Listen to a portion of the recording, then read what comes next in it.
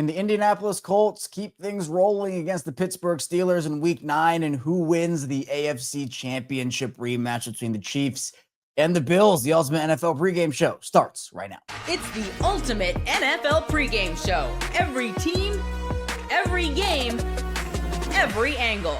The local experts of the Locked On Podcast Network going head-to-head on every matchup. It's the Ultimate NFL Pregame Show. Unprecedented insight, unrivaled passion, and unsurpassed knowledge. It's the Ultimate NFL Pregame Show. The Locked On Podcast Network.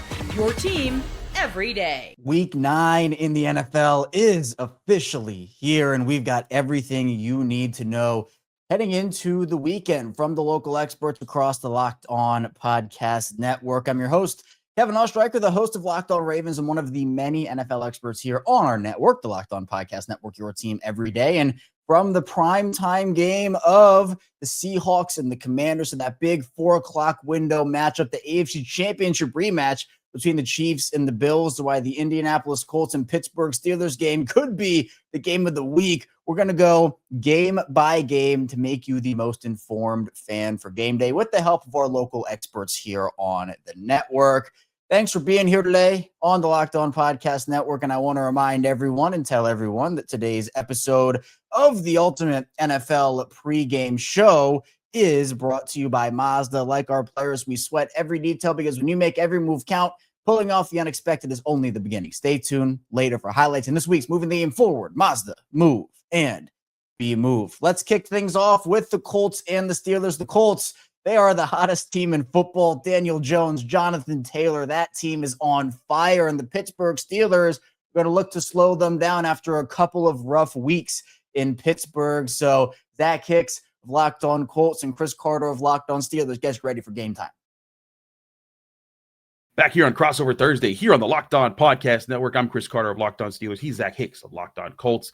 Zach, let's talk about the Colts, because you did detail, like, hey, if a team can run the ball on it, if they can go heavy packages, that might be one thing. But is there a weakness that you've seen from the Colts in these weeks? Because, I mean, like you said, they've beaten up on all these lesser teams. They've won all but one of their games. And that one game, they had some crucial turnovers at serious points.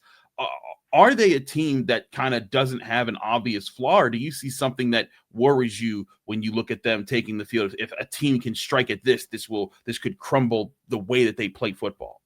Yeah, I think a lot of it is just the Colts defense right now. Like, if you ask me what the flaw is with the Colts offense, it's that there's probably some turnover regression bound to happen eventually.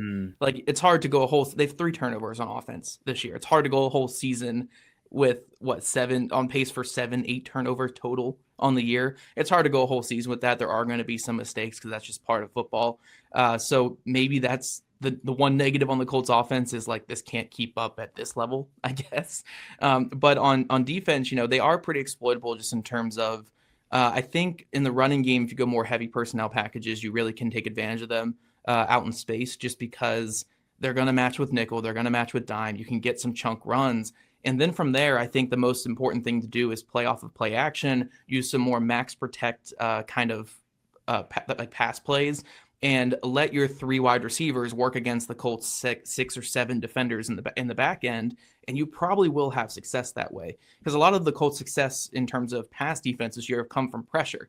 But if they're not getting pressure up front, like if DeForest Buckner is not getting a quick pressure, if Leatu Latu is not moving a quarterback off their spot, they just don't have the talent right now in the secondary. Like, Nick Cross and Cam Bynum played some good football. Kenny Moore still coming back from an Achilles injury that has been lingering him the last couple weeks.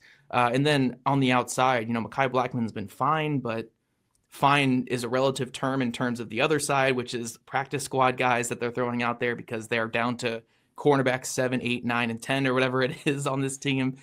So I think that's kind of the way that you can exploit this Colts team and put up points on them. It's exactly what the Cardinals did against them a couple weeks ago, is they used a lot of 6 offensive line sets, 12, 13 personnel sets to throw the ball out of max protect and let their wide receivers go to work against a depleted secondary. So if there's anything, I think it's that. But in terms of slowing down this Colts offense, you just got to hope that they woke up on the wrong side of bed that morning, and they'll still probably put up high 20s on you, but it's better than mid to high 30s on you. Really, because the only thing that can stop, I think, this Colts offense right now is themselves. They just have so many weapons on that side of the ball. Maybe if injuries pile up, you might get lucky, but the offensive line is playing some of the best football I've seen. Shout out to your boy at right guard. Matt Gonsalves has just been a stud at right guard this year. Love Matt Gonsalves. Yeah, I know you don't want to hear it going into this game, but you can hear it the rest of the year. He's been playing some great football.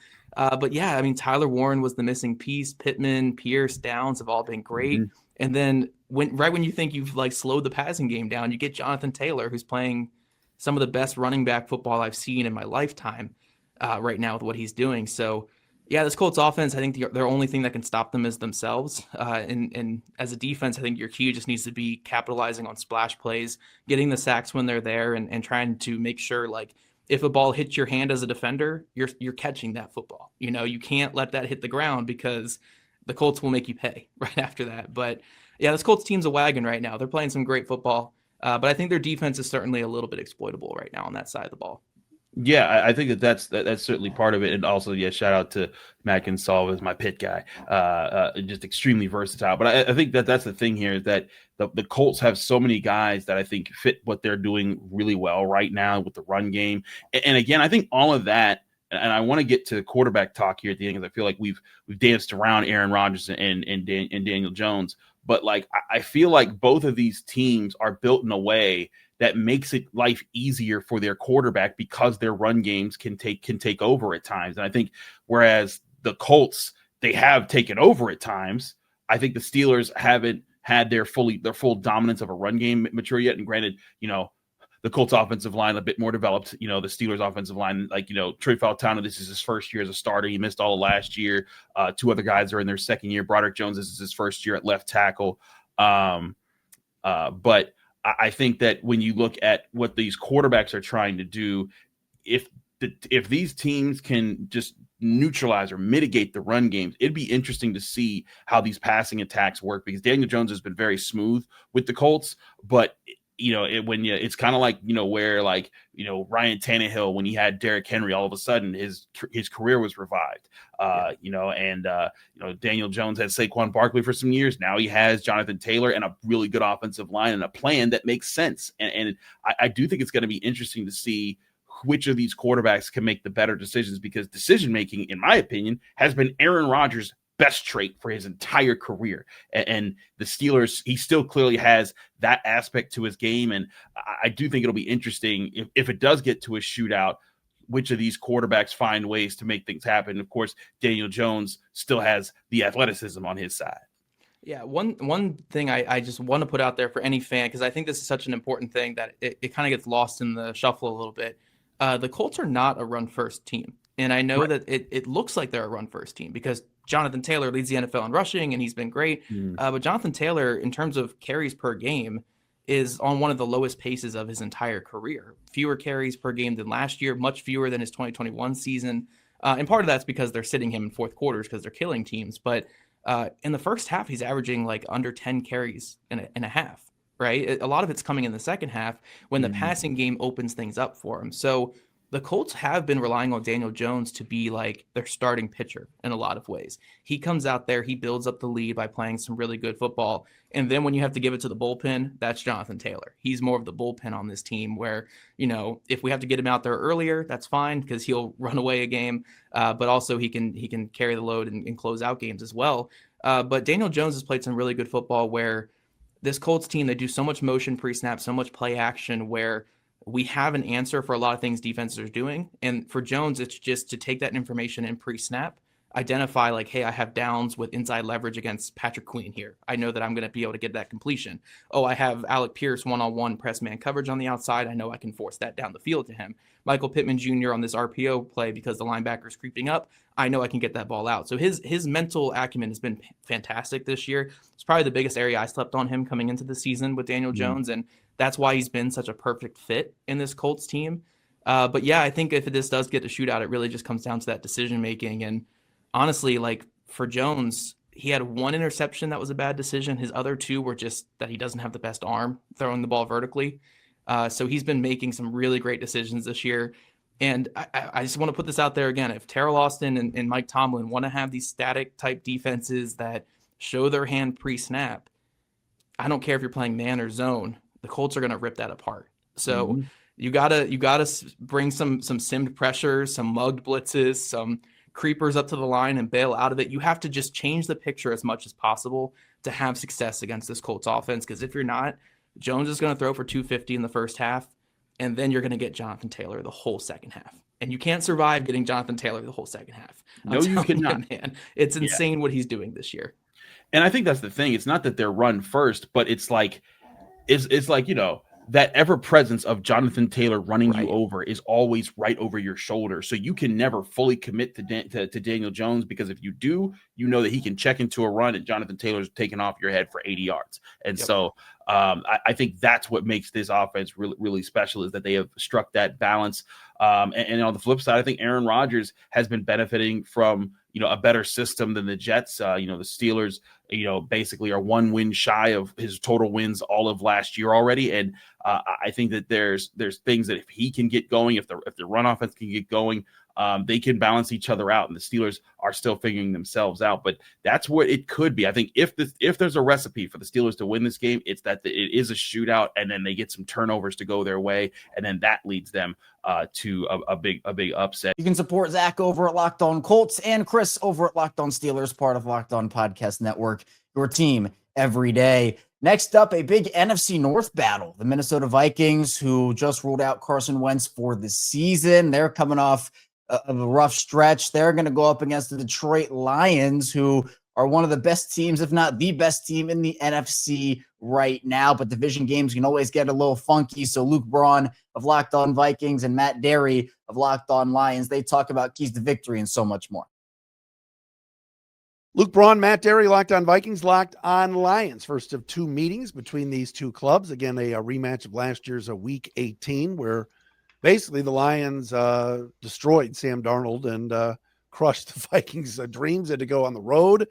Where'd they play that game? Arizona, where they lost to the Rams in the playoffs last year. And as Luke said, it's they have not recovered since. You know, it's interesting. You mentioned McCarthy. And again, in Chicago, he went home. That was his home.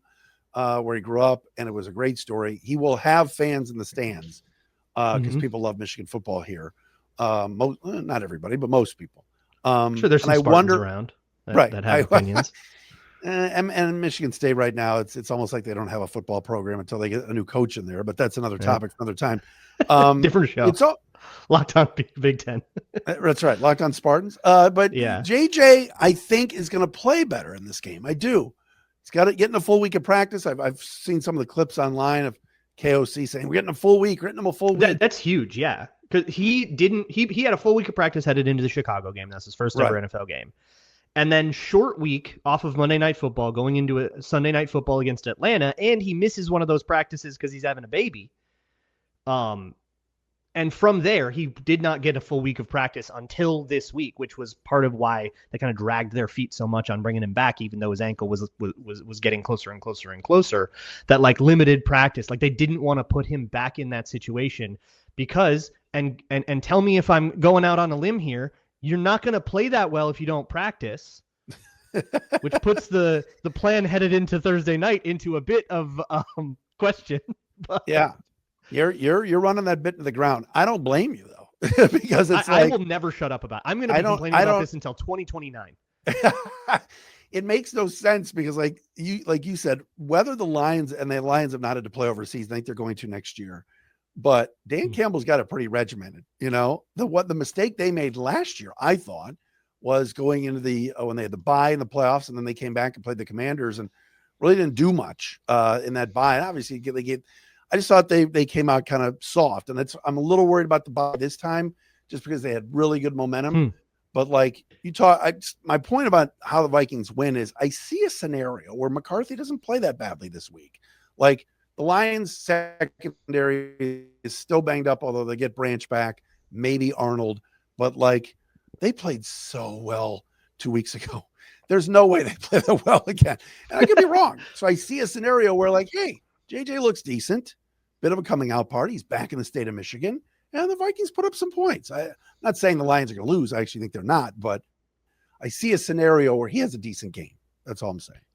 You got to keep him at least reasonably protected. That Atlanta game that was such a disaster, that's been the taste in our mouths for a month and a half now. I think he took like a 60% pressure rate, like something completely out of this world, total outlier. And some of that was on him too. Some of that was on either having the protection wrong, holding the ball, whatever. But you have to protect, get the ball out on time. As soon as the ball is thrown, I think the Vikings' chances get a lot better. As long as McCarthy is protecting the ball, there's been this big emphasis on do the simple things correctly. Get the snap off when the snap is supposed to happen. Break the huddle at the right time. Get to your check down. Get through your reads. Be on time. And all of the sort of hero plays, running around, the crazy stuff is secondary to that. But first you have to just like execute the way you are instructed to execute. If they can get that down, they become a much better football team. And then the talent discrepancy that they have, say, with this receiver core versus a struggling secondary can sort of shine, but it just hasn't been able to because they haven't been able to get out of their own way in all these different facets. But I think, do we need to talk about how the Lions win? If everything goes normal, if everybody plays on the median that they've played this season, the Lions win by 3 scores. Yeah, I mean, Aleem McNeil, like you said, back up a center now, and that's been an issue for you guys, the middle of that offensive line. Look, if you don't have Darisaw for some games and O'Neal, and you got a backup at center, it's going to be a long season. And that's just how it goes. And the Lions O-line is after week 1 when Pete Bukowski's boys whooped them. I mean, the Lions have come back and the O-line's been really, really good. And I watch Aleem McNeil against Brandel this week because Aleem really pushed that pocket back on Baker Mayfield all day a couple of Mondays ago, and getting him back next to Aiden Hutchinson. That could be a real problem for the Vikings, and especially with that crowd at Ford Field. Lions D-line looked really good a couple Mondays ago, and I don't know if the Vikings would pull him too. I know they're benching Hargrave, like you said, but that's a concern, I would say, for Minnesota. They've benched several players. They benched Ivan Pace. They've benched Javon Hargrave. They benched their backup center, who's now demoted to 3rd string, to put in Blake Brandel. They came in with a depth chart that's completely different than what they have now, which kind of tells me, like, I don't know if they have any idea what they want to be anymore. But for the Vikings on the other side of the ball, for the Vikings to finally stymie these Lions that have been such a problem for Brian Flores, they're going to have to get a handle on Amon-Ra St. Brown, who's been a Viking killer. I mean, he's been the guy all season for you, and he's been especially the guy against the Vikings in the past.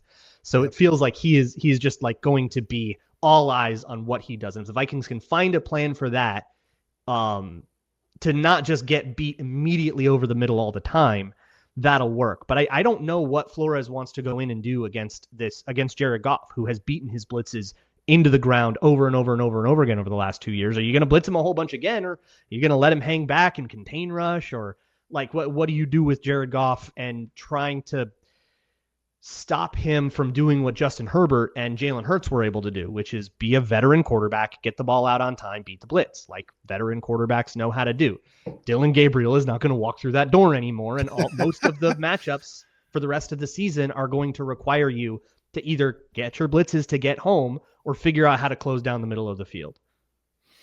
Luke, great to see you, my friend. Appreciate you and I getting back together and chatting. We'll do it again later in the year. I don't know. Before we go, can I ask you for one thing, Matt? Because on my show, I do bold predictions every Friday. We I've got a deal with my listeners. If you hit a bold prediction that I read on the show, I'll donate $20 to a charity of your choice, and then I'll gift them some of my Patreon page. But for the charity part of it, I would love for you to get in on that. Do you have a bold prediction for Lions Vikings that I can pop into the list here? Is it bold to say that JJ will throw 2 touchdowns? Well, we can look at the FanDuel odds for that. I knew you'd have them ready. We can go. I like I said, I'm no Stan here or Homer, but or Slappy for JJ. It's plus 168. I would have to say you got to get bolder than that. So 3? No, 3 is plus 640. That's a solid bold prediction. He's not throwing 3. Would be bold. You ready? You ready for this bold prediction? And it's not that bold here in Detroit, but I'll do it. David Montgomery is going to throw a touchdown pass Sunday. He did it. Perfect. He did it earlier in the year in Cincinnati. Yeah. I think he's done it twice this year. We got one out of Cam Akers. He was supposed to throw one to Goff that got called back in Kansas City, and that was the Lions. Oh, that was the thing. I'm going to go with He another. did that motion once. It was really funny. Yes, I'm going to go with another Montgomery touchdown pass. So another Montgomery touchdown pass. Perfect. Be sure you check out Matt over at Locked On Lions and Luke over at Locked On Vikings, part of the Locked On Podcast Network, your team every day. Next up, the Atlanta Falcons. They're going to look to get back on track this week, but it's going to be no easy task against the New England Patriots. The AFC East leading New England Patriots, Drake May, Mike Vrabel. That team is rolling right now. So Nick Cattles of Locked On Patriots and Aaron Freeman of Locked On Falcons talk about if Drake May can get the job done or if the Falcons can get back on track. All right, so I think everybody at this point knows the rules with the crossover here at the Locked On Patriots crew, and I'm sure same for Aaron Freeman, who's joining us here with the Locked On Falcons. No prediction zone in the crossover. No prediction zone. I don't know if the bosses get upset. I said this before. Ross Jackson, who tends to look over us as a manager, he can text me if he doesn't like this, but I don't like giving predictions too early. I like waiting until the Friday episode. So no predictions here, but Aaron and I will give you 3 keys to victory, what we think each team needs to do to get the dub on Sunday. Again, you can check out Friday's episode for our official predictions. But Aaron, what is your first key for Atlanta? Well, it goes back to, that verb, Atlanta. It's about, you got to match physicality, right? Yeah.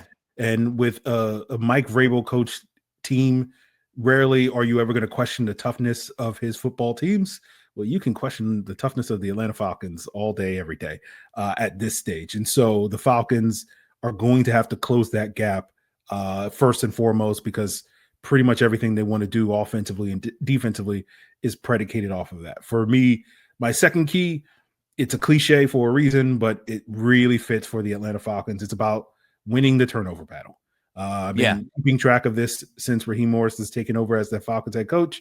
When the Falcons are positive on turnover margin, meaning that they have more takeaways than giveaways, they're 8-0 under Raheem Morris.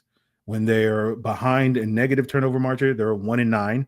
With Miami being the 9th loss this past week.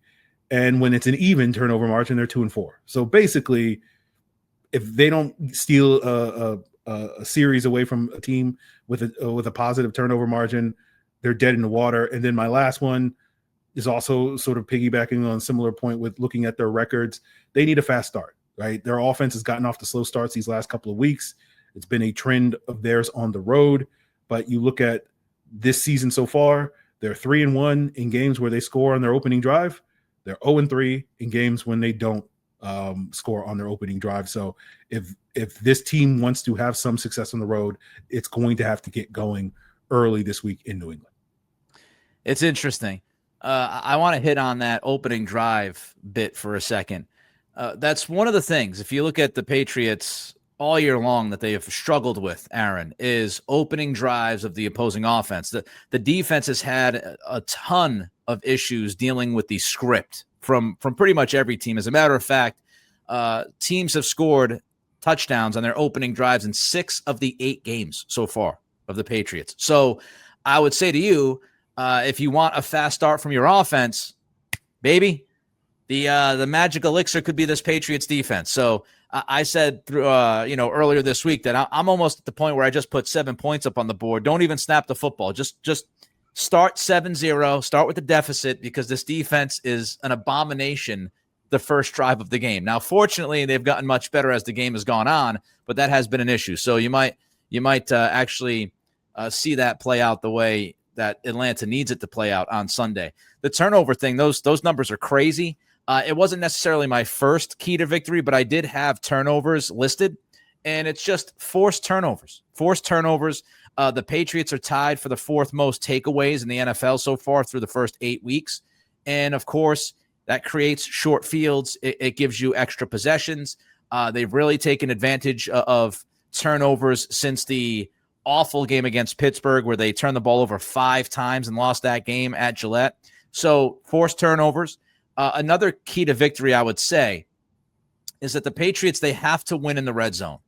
And that's on both sides of the ball. Looking up some things about Atlanta, doing some of the homework. They are atrocious in the red zone. They're bottom 5 on both sides of the football. Patriots need to take advantage of that. And I especially bring that up because, last week, look, great win. They did a lot of things well, but offensively, they were 2 for 6 in the red zone against Cleveland last weekend. So it has been an issue from time to time, this red zone offense, especially in the low red zone area, where they just can't finish. They can't get their run game going inside the 5-yard line consistently enough. So they've got to be able to finish drives in the red zone, and they've got to be able to make sure if Atlanta gets inside that 20, force them to get 3. And the final thing I would say is, and this might just kind of be a generic thing to say, but it's just sustain your level of play. It hasn't been perfect, but you've won 5 in a row if you're the Patriots. Sustain your level of play. You have the better quarterback. You're at home. If you can sustain that level of play, you should be able to win on Sunday, right? So it's kind of a pretty simple, break it all down to its simplest form and just keep that level of play where it's been. And if you do that, take care of the football, and your quarterback plays the way you hope he plays, you should come out with the win. So will be a very, very interesting game coming up on Sunday for sure between the Falcons, who need it after that Miami loss. I thought Miami was dead in the water. Somehow, some way, they made Atlanta look like they were dead in the water. So Atlanta needs to have a revival and show up on Sunday at Gillette. Patriots need to keep doing what they've been doing. You can find Aaron over at Locked On Falcons. You can find Nick over at Locked On Patriots, part of the Locked On Podcast Network, your team every day.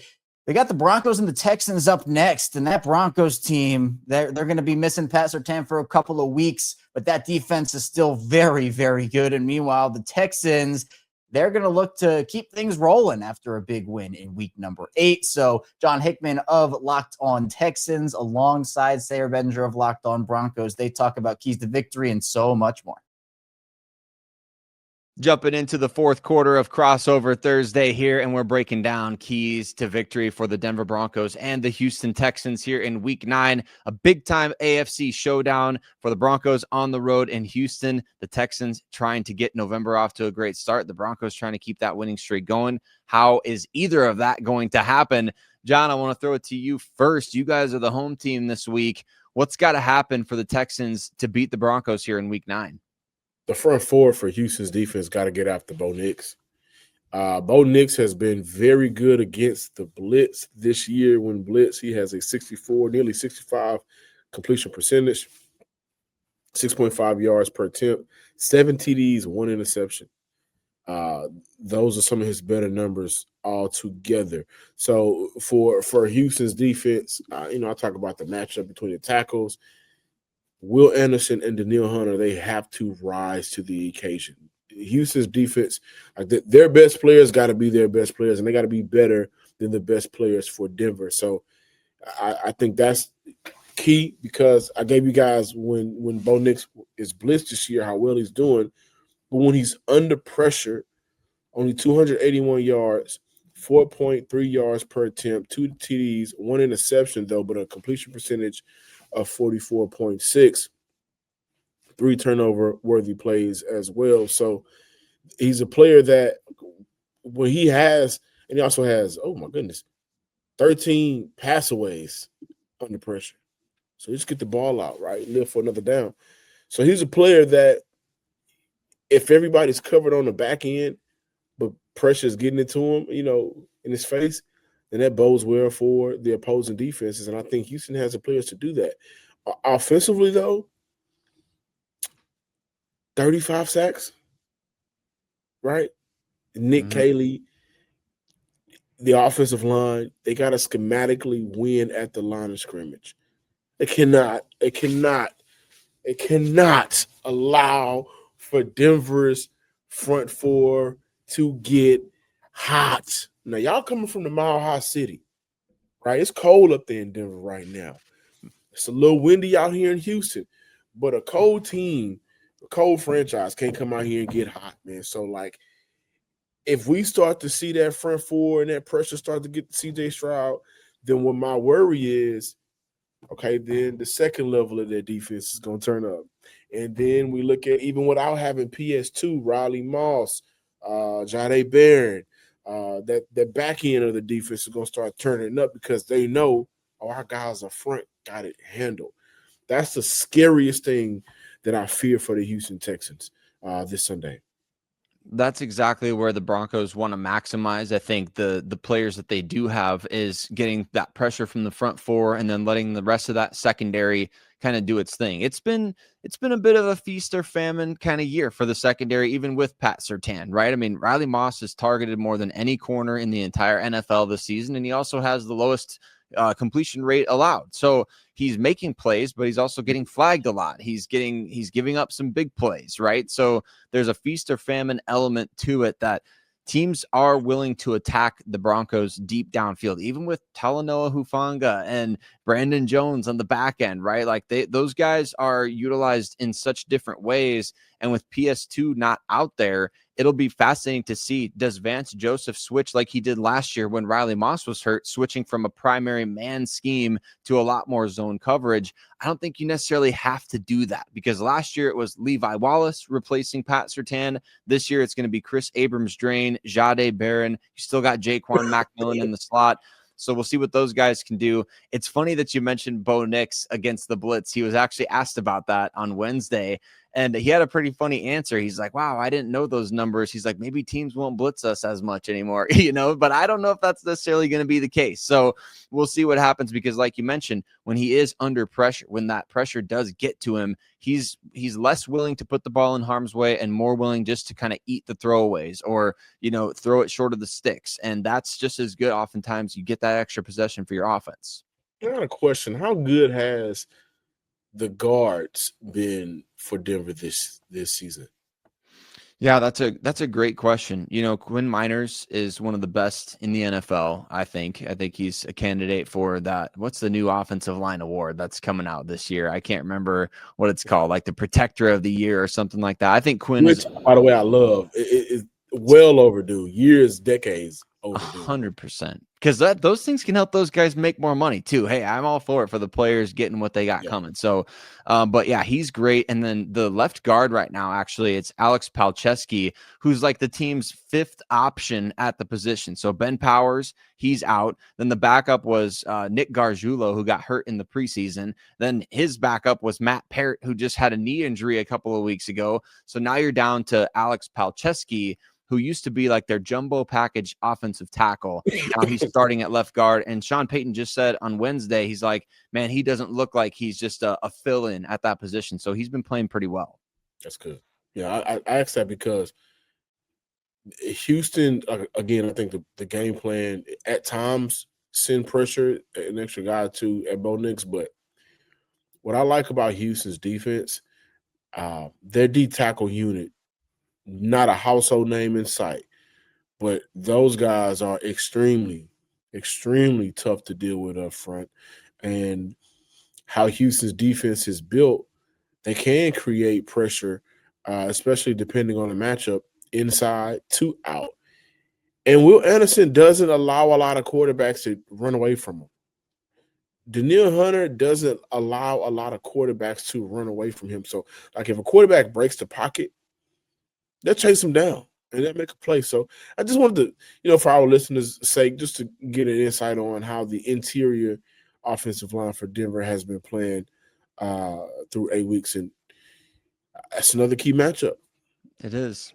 We talked about it, right? That the chess match within the chess match, these matchups within the matchup. I mean, this is such a fun game for fans of the game. Even if you're not a Broncos fan or a Texans fan, right? You watch this game, you see, hey, Houston's got so much on the line this week, right? They've got to get back to 500. They've got to get back keeping pace with the Colts, who were apologies from Broncos country. We couldn't help you out on that one. A leverage penalty. Yeah, man. What y'all was doing, man? I don't know what they were doing. You try to get leverage on a 60-yard kick, just let the guy give it a shot, right? But yeah, it's the Texans trying to get back into at least keeping pace with the Colts, if not getting up in that wild card race. And then the Broncos, they're in first place right now, trying to fend off the Chiefs, the Chargers. Nobody really cares about the Raiders, but you know what I'm saying? Like, that's where we're at this point in the season.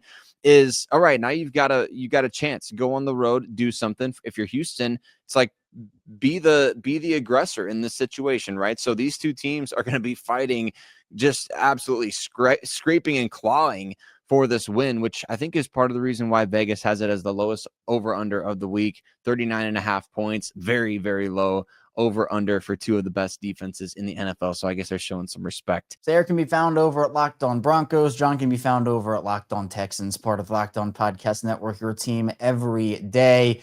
That will do it for the first part of the 1 o'clock slate of games. We still have a lot more 1 o'clock games coming your way, game previews, predictions, storylines, and a lot more here on the Ultimate NFL pregame show. Stay tuned. You don't want to miss what we have coming up.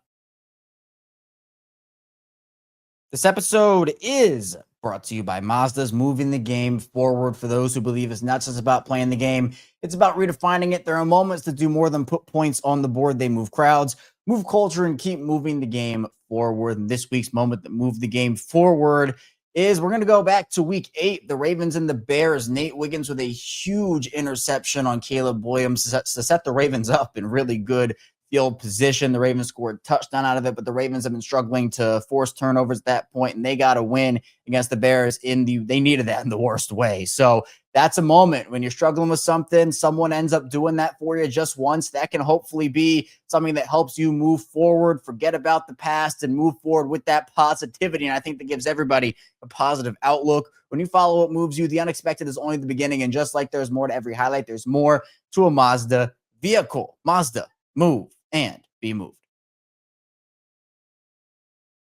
Moving along on the Ultimate NFL pregame show, Kevin Ostreicher still rocking out with you here on this week 9 edition of the show. It's crazy. We're almost halfway through. After this week, we will be halfway through of the NFL regular season action. It's unreal to think about. And we still have so many great 1 p.m. slate of games to dive into here before later in the show, diving into some 4 o'clock window matchups as well as prime time. So first, let's dive into a game with the Panthers and the Packers. The Panthers have shown flashes this season. They're a team that I think maybe have surprised a few in terms of some of the flashes they've been able to show at times. Meanwhile, the Packers, they beat up on the Steelers in week number 8, and they'll look to keep that momentum going in week number 9. So Peter Bukowski of Locked On Packers and Julian Council of Locked On Panthers, get you ready for the game.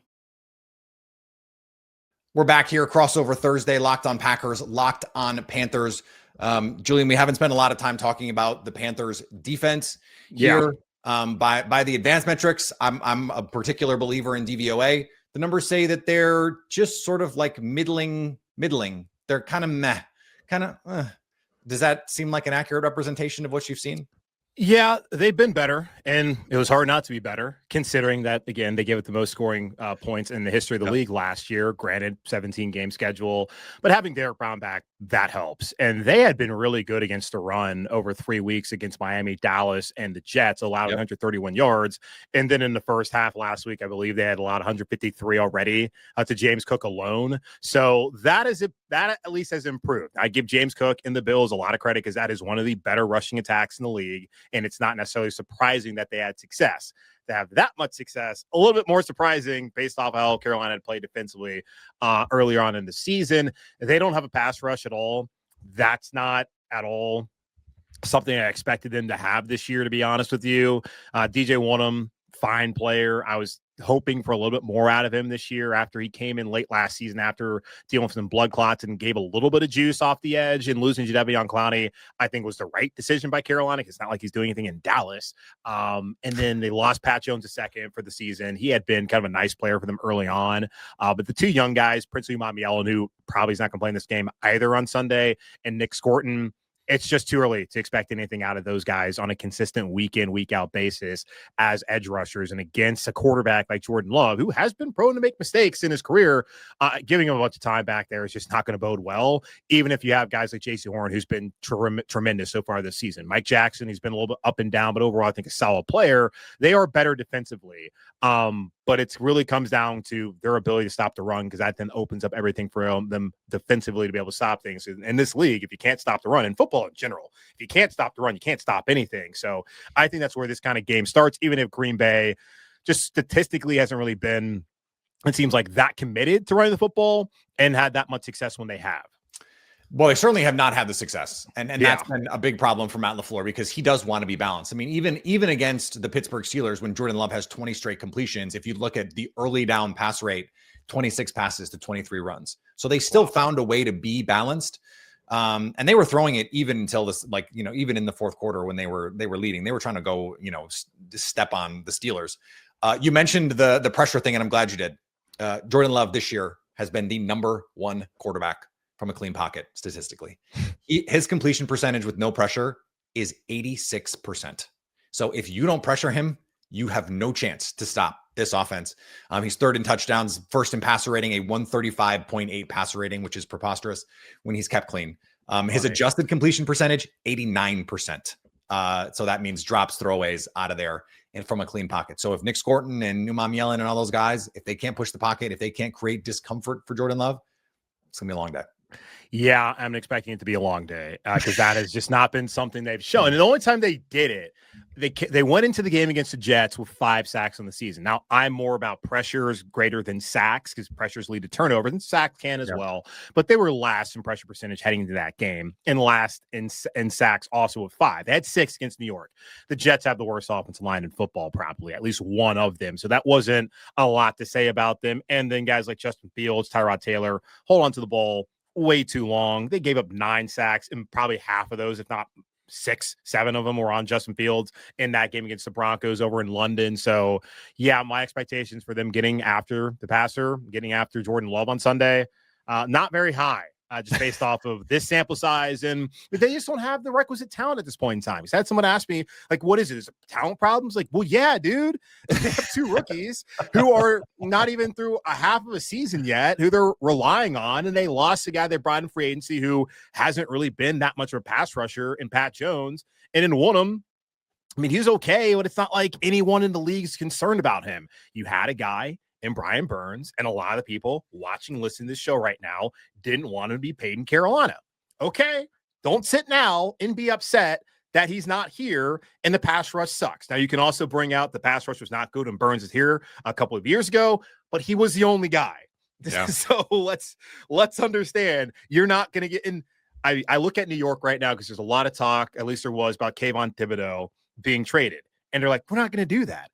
That's the only good thing the Giants do is they have a good pass rush, and they spend a lot of capital to get those guys. So when you have someone like that, Dallas Cowboys, you don't give them away. Don't look a gift pass rusher in the mouth is what you're saying. It would be funny too if they tried to trade with the Giants for a guy when they traded Brian Burns to the Giants. And I had people ask me that, Peter. I had people say, oh, should they go get Thibodeau? It's like, they already had a pass rusher who plays in New York, and you didn't want to keep him. So, like, it's insane. You want a lesser player now. Makes no sense. So when I look at this game, Julian, the only teams that I think that the Panthers have played in the Packers at the Packers level have scored 40 points on this team. Yeah. And so, like, I think it would be unwise to predict any team scoring 40 in a given week just in general, but there's a reason this is a 13.5 point line. The odds makers, our friends at FanDuel, do not expect this game to be close. It right now, the over under is 44.5. I am 2 weeks in a row. I have taken the Packers money line in the over and hit it. I'm going to do the same thing again this week because even at minus 12 to 1, I'm still going to get, I think I get it at even odds. So because I think the Packers could score 40 in this game, and then I only need a touchdown from the Panthers offense. That sounds good to me.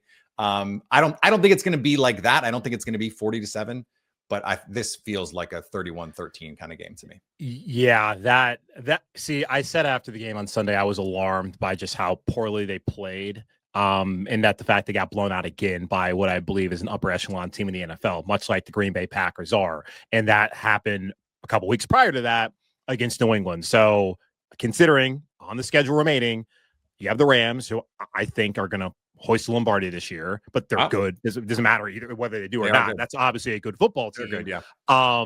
They have the 49ers. I don't care whether Mac Jones is playing in that game. I'm sure it'll be Brock Purdy by that time, but he gets injured all the time. So who knows? Yeah, who knows? But then you have Seattle, our old friend Sam Darnold. They're playing pretty well. I think that they're a tick below some of the other teams that we've mentioned so far on the show. And then Tampa twice. I like Tampa a lot this season.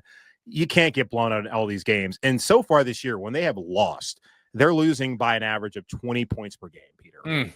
And in Canales' year and a half as head coach, their average margin of defeat is 19 points. When Matt Rule was here, it was 11.4. So, like, that's the thing about Julian's advocating for Matt Rule to come back. You guys all heard it. No, I'm not. That's Nebraska and soon to be Penn State's problem. But that's just pointing out, just like when they lose, they get demolished. Like it looks as bad as it looked on Sunday. And my hope is, like, if they have really taken a step forward to being more in the middle, you can't get destroyed every single time you play one of these types of teams. So that's something I'm interested in. And the big reason that happens is turnovers. They've had 12 turnovers this season. Green Bay's had 3. Their opponents' points out of turnovers this year is 58. That's the most in the league. Jeez. They have a minus 38 points off turnover margin. That's tied with the Jets. You don't want to be ever in the same sentence conversation as a Jets team that you really didn't play that well against. So that's something to look at for me as far as, is this a 40-point effort for Green Bay? And then for Carolina, they're going to keep up at all offensively. Rico Dowdle appears to be the guy coming in Sunday. Dave didn't want to say on Wednesday, which I understand that he's going to be the guy, but he's going to be it. He's hinted at it. Rico's been phenomenal when he's gotten the opportunities. When you look at running backs with at least 75 carries this season, he's third in EPA per rush, right behind Jonathan Taylor and James Cook. Yeah. He's sixth in success rate as far as rushing. He's third in successful offensive play percentage. He is second in explosive play percentage among running backs, only behind, again, Jonathan Taylor. So he has been one of the top 5 backs in the league, and he's not even been a starter for the majority of the season. So that's going to be really their key, is riding Rico, Bryce finding something in the pass game, and man, like, just don't turn the ball over. Like, you don't give yourself an opportunity when you do those things. And Bryce has done it, and Andy Dalton certainly did it last week. Did you watch Succession? Yeah, love Succession. You know the scene in the last season when Brian Cox says, "I love you, but you're not serious people." Yes. Then died. My key to victory for the Packers is be a serious team. Be a serious team this week. Yeah. And they have played down to the competition a couple times this season. If you are a serious team, take this week seriously and look like a serious team. That's I think the key, because if they do, I just don't see it for Carolina. I just don't it's going to be very tough, barring weirdness. You can check out Peter over at Locked On Packers and Julian over at Locked On Panthers, part of the Locked On Podcast Network. Your team every day. The Chargers and the Titans face off. Mike McCoy is the new head man, or maybe not so new anymore. He's been there for a couple weeks now after the Titans fired Brian Callahan. The Titans, they are struggling. Meanwhile, the Chargers, they're going to look to get things going here against the Titans team and continue to keep pace in that AFC West. So you have David Drogemeyer of Locked On Chargers and Tyler Rowland of Locked On Titans talking about everything you need to know leading up to the game. All right, Dave, let's cap off today's crossover Thursday episode, Locked On Titans, Locked On Chargers. We've talked the big storylines. We have talked the matchups to watch. Now it's time to get into our keys to victory here, what we think will determine things, and letting you kick it off here, a little Southern hospitality in this final segment, you know what I mean? What do you think the Chargers have to do to make sure that they win this game? Yeah, I think 3 things here that the Chargers need to absolutely do to win this game is, number 1, play a clean game. You know, they absolutely, cannot shoot themselves in the foot with the turnovers. I mean, I think one of the reasons why they lost to the Giants, 14 penalties, over 100 yards, 2 bad turnovers. Like, you can't give the Titans any extra opportunities with turnovers and bad penalties. The offense has to keep cooking. The Chargers offense is getting healthier, and they've been putting points on the board. Last 3 games, averaging 30 points per game. They've also played some complimentary football, 133 rushing yards, over 300 passing yards over their last 3 games. Justin Herbert has to continue to use his legs when there's opportunities to do that. He's a very, very underrated scrambler, a good runner, very, very good athlete. And they're going up against a defense that's ranked 29th in points allowed at 28.8 per game and has given up 30+ in back-to-back weeks. And then the last thing is the Chargers need to keep improving in the red zone. After being one of the worst scoring offenses in the red zone in the NFL, they finally got right against the Vikings, where they were successful on 3 of their 4 trips. The Chargers got to get touchdowns over field goals. The Titans are decent in the red zone. They're 15th so far this year.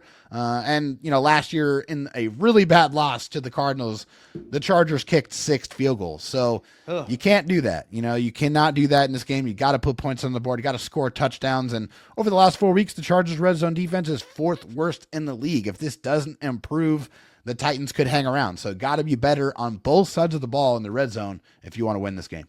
Yeah, 100%. I go back to the turnovers that you started with, because when looking at what has kind of doomed the Chargers in their 3 losses this year, they've lost the turnover battle 5-1. That's correct. Because the Titans don't get a ton of pressure on defense, it makes it hard to create turnovers now. Those things kind of go hand in hand. But again, when you're the Titans and you're 1-7 and you're playing a 5-3 Chargers team, you kind of need to get lucky to win the game. You need the Chargers to be bad more than just yourself to be good. The best version of the Titans, I don't know if it beats an average day for the Chargers. So the Titans kind of need the Chargers to play poorly too, and winning that turnover battle would help. But I think one place where the Titans don't necessarily need luck to get it to go their way, but it can go their way, is in the run game. The Titans' run game has been terrible. They're bottom 3 in the NFL in running the football. They just can't do it. It is a bit of a surprise. I think the offensive line has been better than maybe what some of the numbers say, but they have not been better than what the numbers say in the run game. And that's been a bit of a shock. But over the last, 5 weeks, last week against the Vikings, you're right, the Chargers dominated. They only gave up 34 rushing yards. But the 4 weeks before that,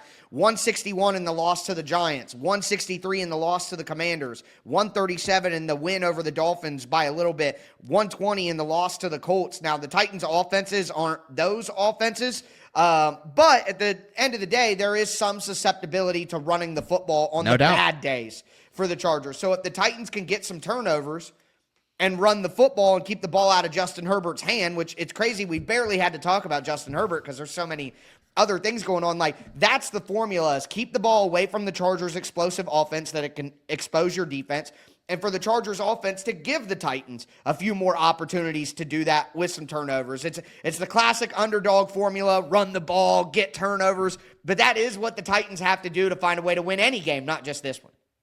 No, yeah, I mean, you absolutely spelled it out for the Chargers. And when they lose the turnover battle, when they give up and just get absolutely gashed in the running game, then yeah, like, the opponents have a much better chance to win. It absolutely has shown itself throughout the entire season. And, hey, honestly, like, I like Tony Pollard, but the guy who scares me in the backfield is Tajay Spears. I mean, that guy's got the home run ability. Like, Tony Pollard's a physical runner. Like, he runs bigger than I think that he really is. And like, I see that and I appreciate that, but Tajay Spears is the home run hitter. He's the guy that can take it the distance, and he's the guy that kind of scares me in the backfield. And yeah, I mean, that's definitely one thing going into every game that the Chargers play, that the rushing attack going against them is definitely scary. Now, when Khalil Mack is back in the lineup, he makes a huge difference, because he can actually set the edge. He has the strength, the physicality, and the violence to be able to set the edge, and not, because that's been a huge issue. When he's not there, it's like night and day. Like, the opposing offenses were like, well, just run it to the outside. They can't touch him. And like, it happened, believe me. Like, they did it to great effectiveness, because there was not anybody there that could really physically set the edge. Now that Mack is there, he can do that and Thule can do that too, but they would just run away from Thule. So now that they can't do that, it's a lot more difficult for opponents to run the ball to the outsides. But still an issue that every week I am very concerned about. Yeah, it's going to be something that the Titans are going to have to find a way to run the football if they have any chance. But I got to tell you, I don't know about score prediction, all that, but I would imagine the Chargers find a way to pull this one out. I would imagine you feel similar. Yeah, I think the Chargers would have to absolutely give the Titans the game to win this one. I mean no disrespect, but these two teams are in completely different, kind of levels right now. The Chargers are trying to get to a playoff spot, and the Titans are trying to figure things out and trying to see who they have and see what the future is for their franchise. And quite frankly, the Chargers cannot allow themselves to lose this game. They can't. They have to show up. They have to give the Titans their respect by going up and doing what they should do, which is winning this game. They absolutely can't disrespect them by overlooking them, looking towards the Steelers. That can't happen, because that's how you lose games like this. The Chargers have to come in focused. I think with Jim Harbaugh, they will. And yeah, I do expect the Chargers to win this game. I don't think it's honestly going to be particularly close. Tyler's over at Locked On Titans. David's over at Locked On Chargers, part of the Locked On Podcast Network. Your team every day. 49ers and the Giants. The 49ers suffer a tough Week 8 loss to the Houston Texans. Meanwhile, the Giants, they're going to be without Cam Scatterboo after a brutal ankle injury, but Jackson Dart's going to continue to look to lead this Giants team to some wins. So Patricia Traina of Locked On Giants and Brian Peacock of Locked On 49ers talk about keys to victory, key players, and so much more. All right, everybody, welcome back to Crossover Thursday, Locked On Giants, Locked On 49ers. I'm Patricia Traina. He is Brian Peacock. And now it is time to pick the keys to victory for each team. Brian, let's start with you. We talked a little bit about it before, and with the lack of playmakers on offense for the New York Giants, Robert Saleh, this is a big week for him and his unit to bounce back, and they've been really good, and I've just been so impressed with Robert Saleh back in the fold for the 49ers, and they've done such a phenomenal job after losing Bosa and winning games after losing Fred Warner on top of it, which you think is, was going to be something that's going to be just a little bit too difficult. It wasn't great last week for the 49ers. I think they have an opportunity to bounce back on the defensive side of the ball. And I think you nailed it talking about containing Jackson Dart. And you see it a lot with young quarterbacks, especially quarterbacks who like to use their legs. And, sometimes they want to get out of there. They want to get out of the pocket, and then they drop their eyes. And can you keep him contained? I think that's going to be the 49ers plan on defense. Is they've been better against the run than they were last year. They've been better against the run than they have been against the pass, especially with lacking pass rushers. So they're going to try to put Jackson Dart in those situations and keep him contained so he doesn't beat them with his legs in those third down situations. So that's going to be huge for the 49ers in this one. And we've already talked about it a lot. The number one key this week and many weeks for the 49ers is Kyle Shanahan's run game. I've never seen the 49ers run game struggle like this. You got Trent Williams, you got Christian McCaffrey, and you're averaging 3.2 yards per carry.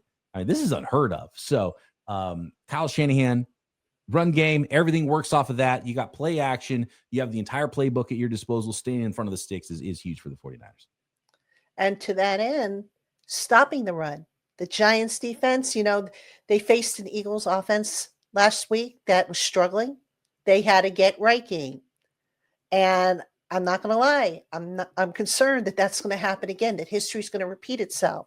If they get that run game going, the 49ers, it's going to be a long afternoon for the Giants. And, we also talked about it a little bit before, guarding the tight end over the middle. The Giants have struggled with that. I mentioned how the middle of the defense, especially the back end, is banged up. I'm concerned that they're going to have a field day against that defense. And, I don't know yet who's playing, who's not playing. The injury report, if I had to take a guess, I would say Adebo, maybe not. Holland might have a chance, but they're really, thin on the back end of that defense. And when you're thin like that and you can't hold your coverage, the pass rush isn't going to have an opportunity to do anything. So I could see a scenario, and I hope I'm wrong on this, where the 49ers get right on the running game, and that opens up the pass, and now they can exploit that relatively young defensive secondary of the Giants. I mean, it's just, to me, the way it kind of is stacking up, it's almost like a mismatch. I got to ask you about one more thing when it pertains to this New York Giants team, because as fascinating as they are, what's the vibe around the fan base? Are they excited about it? Is it still like a fire Brian Daboll situation?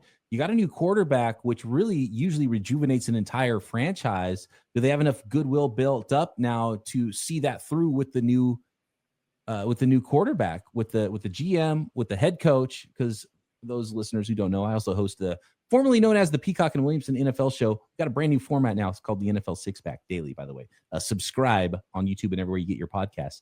And this question is for Matt in our NFL show. Is this a hot seat situation still? Because it's hard to envision, with, you talk about all the injuries, you lose Scatterbo, even with a young up and coming quarterback, are they going to win enough games to save jobs there and see that through? Because we talk about so much, like, man, all these teams, they draft quarterbacks with a head coach that's about to get fired, and this cycle just continues and continues. You see it with the Browns, and you see it with so many teams. You see it with the Chicago Bears. Is this going to be something they can see through with their young quarterback? I think Brian Dable's on the hot seat. That whole coaching, I mean, if nobody else, Shane Bowman, the defensive coordinator, I don't see how he survives. I don't know if they're going to necessarily get rid of him in season or wait. He's not coming back next year. I would be very, very stunned. Brian Dable, this is what's interesting. People will make the argument and say, oh, look at what he's done with Jackson Dart. Well, Jackson Dart, let's give the kid some credit. Yeah. He's been a good worker. He's studied. Yes, the coaches have worked and they fine-tuned a few things, but basically they had something to work with there. It's not like they took some guy, off the street who had no talent and they suddenly turned him into a viable NFL quarterback. So let's give Jackson Dart some credit. Brian Dable's situation is you go back and you look at some of the little things that are starting to add up. The same mistakes. For example, clock management issues. Last week against the Eagles, why was he running Jackson Dart in garbage time? What was he trying to get the kid killed?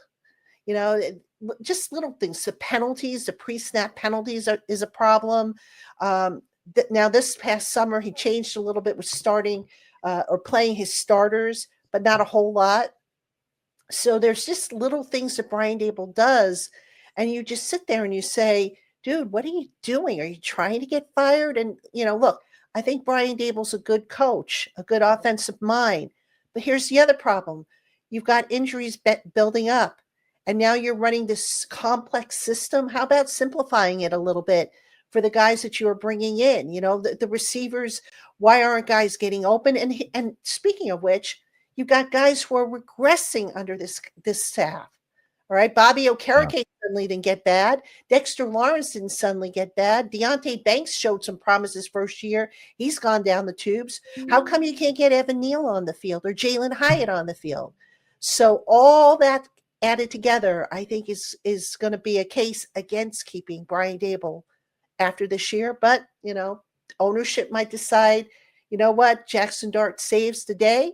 That's why Dable went to him as early as he did. And maybe he survives. But, there's certainly a case to be made for him not to survive. There's a good point about Jackson Dart. Give the kid some credit. And you can give Dable some credit too. But, hey, imagine how good Jackson Dart would look with Shane Steichen too. Exactly. I mean, that's the other thing. Daniel Jones, all of a sudden, he looks like, a powerhouse out there in Indy. So just all those little things adding up. And, look, Dable, if he's going to save his job, he's got to win some of these last 9 games. And he's got a very, very tough slate of opponents. And you never know what you're going to get from week to week from this Giant team. I mean, did anybody think they were going to be as competitive as they were against Denver? Or that they were going to beat the Chargers, who were undefeated at the time? Did anybody think they were going to lose to the Saints? You just never know with this team. And that's what's so frustrating about the Giants moving forward. So we'll see. It should be a good matchup come Sunday. Again, New York Giants, San Francisco 49ers, 1 o'clock Eastern, MetLife Stadium, 10 a.m. Pacific time. Find Patricia over at Locked On Giants. Find Brian over at Locked On 49ers, part of the Locked On Podcast Network, your team every day. Wrapping things up for the 1 p.m. slate of games, the Cincinnati Bengals and the Chicago Bears face off. Both teams coming off of really tough losses. The Bengals to the Jets and the Bears to the Ravens. So James Rapine, Locked On Bengals, and Lauren Cox of Locked On Bears talk about which team will get back on track. All right, Lauren, we've danced around both topics here, but let's dive in. If the Bears get a win, if they put the Ravens behind them, come to Cincinnati and deliver what I would say would be the death blow, not mathematically, but drop the Bengals to 3-6. What do you think needs to happen? Yeah, so I'm fully expecting this is going to be a shootout, right? I mean, I think we're both on board there. I'm not expecting this Bears defense to all of a sudden really dial in and shut everything down for Cincinnati. I think it's a question of can they keep it reasonable enough? Because I'm also not expecting this Bears offense to put up 40 necessarily. I mean, I think it will look better for Chicago than what it has the last couple weeks on offense, but I still think again, it's going to feel a little bit more like self-inflicted wounds there, where it's not as though, oh, Cincinnati's defense is making some big plays, but it's like they're doing just enough and also allowing the Bears to get in their own way enough where that can be the difference between 24 points and 35 points. And that's the difference between winning and losing a game like this, certainly. So I'm expecting like for Chicago to win, right? They just got to get out of their own way on offense and kind of just take whatever the Bengals defense is going to give them. And then that defense does need a turnover or two. Like even in some of their wins, their opponents, like the Raiders and the Commanders win, each of those teams punted one time in that game. Every other drive was either a score or a turnover. The Bears need probably a couple of turnovers to be the main ways they'll find to stop this Bengals offense. And if they don't, then I worry that Bengals are going to get up to the 35-38 mark and the Bears aren't going to quite get that high. Yeah, I totally get it. I think the turnovers are a good point. Weird fun fact, Bengals safety, third-year safety Jordan Battle has 3 interceptions, 1 in each of the Bengals wins. He didn't have one last week. I should have known mid-fourth quarter, hey, if Jordan Battle doesn't get a pick, then we know. And so you'll know too. If you see 27 with an interception on Sunday, well, then we know how the game is going to go. And if not, well, then we know how the game is going to go. No, I think turnovers are such a big deal. And the reason, honestly, the reason why they're such a big deal, at least for the Bengals, is when your margin for error is super slim and you're not going to get many stops. Getting one of those, like they got a turnover on downs early last week, and it felt like that was going to be the difference and propel them to victory and be just enough for the offense to do what it needed to do to take control of the game. And then they decided not to tackle anyone. And so that's the biggest thing here. Can you play, not be great on defense? And I'm not even saying stop the Bears or keep them from 30 or anything like that. Can you just tackle? Can you make it sort of challenging and hard on them to operate offensively? And obviously that comes with pass rush. That comes with getting after Caleb, making him uncomfortable. But first things first, you can't give up 13 yards per carry in the fourth quarter or in any quarter in DeAndre Swift. Like if you do that, well, then it's really not going to matter. It's all a moot point because it's going to open up everything and they have enough weapons in Chicago. And so, yeah, we'll see there, but that's it. It's all eyes on the defense. And then offensively, can they continue to do what they've done over the past couple of games with Joe Flacco? Still play turnover-free football, still push the ball downfield when needed, when not, take what's there, move the chains, possess the ball. Huge to do that. But I keep thinking about this because it came up against the Steelers a little bit because of how bad the defense is, and then in a big way against the Jets. You're going to need someone else to step up. It can't just be Jamar Chase and Chase Brown and Samaje Perine, and that's what it was last week. You need T. Higgins, and then there's going to be a play or two where it's going to have to be Andre Yosavash or someone like that. And so do they have the horses to do that? To me, it really is. Like what a difference a fourth quarter makes. I think if the fourth quarter goes the other way, I would have been like, oh, well, yeah, the Bengals can win this game and get the 5-4. They're just really good on offense. It's just when you lose like that, it's really tough for me to wrap my head around you bouncing back and winning. But it is the NFL. It is possible. I'm not dismissing it. But yeah, I think it's going to take a much different effort on defense for them to get a win. I will say, when it comes to Caleb Williams and turnovers, he takes really good care of the ball from a decision-making standpoint, but every game there will be at least one pass where it's inaccurate and it's interceptable. Like it's not like, oh, why did he throw it there? It's not why did he choose to target that receiver? It's why did he put the ball behind the receiver instead of in front of the receiver? Like that's been a little bit too frequent for him. It's just like a bad delivered ball, but not a bad decision to have thrown there in the first place had he put it where he was supposed to put it. So I think there's a good chance that Cincinnati gets one here, and the Bears can overcome that if they're not getting in their own way with penalties and all the other mistakes we talked about. But if they're struggling to run the ball and can't get things rolling from there, then that's when, like you talk about that margin for error, like that's when that becomes too much to overcome. I'm with you right there, where like this feels like a coin toss game to me. I would not be surprised if the Bears win. I would not be surprised if the Bears lose.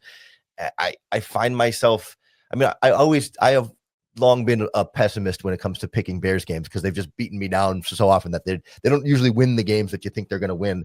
I do find myself feeling a little bit like the Bengals 32nd ranked defense is a little bit more of a true 32nd ranked defense than the Ravens defense last week that was ranked 32nd. Correct. Like Correct. the defense. Yes. They were coming off a bye week and they were getting healthier. Whereas like, I don't know that the Bengals defense is going to be much different this week than it was against the Jets last week. So I'm more confident in the Bears offense putting up points. I think that as a result, our defense can do a little bit better. So I lean Bears victory, but I think this is going to be one of those who possesses the ball last type of games. And Caleb Williams has been really good every fourth quarter. Like you get 2 minutes left in the game, he dials in and he is super sharp and clutch. Like even if he's been struggling the first half and 3/4 of the game, when it's go time, he has been phenomenal. And so I'm learning to trust that a little bit more than I distrust the Bears, who usually find ways to lose instead of finding ways to win. Yeah, I've never heard it put that way, but it makes like they're the true 32nd ranked defense. Yes, that's fair. It's well deserved.